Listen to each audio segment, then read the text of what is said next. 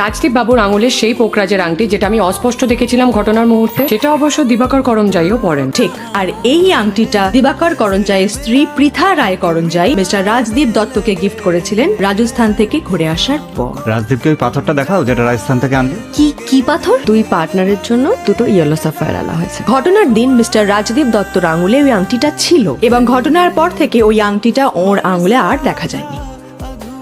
5th point, your honour, Dibakar Karanjai smoke করা ছেড়েছেন প্রায় 10 বছর হয়ে গেছে, কিন্তু ধর্ষণের সেই রাতে কেউ একটা ওই ফাঁকা বাড়িতে সিগারেট ধরিয়েছিলেন, যার কাছে একটা মিউজিক্যাল লাইটার ছিল আর একটা টিউন বাজছিল সেই লাইটারে। Yes, you have mentioned this in your statement. Yes ma'am, আমি এটাও বলেছিলাম যে আমার কিছু মনে না পড়লেও ওই টিউনটা বারবার আমার কানে বাজছিল। অনেক পরে গিয়ে আমি আইডেন্টিফাই করতে পেরেছিলাম ওই টিউনটাকে।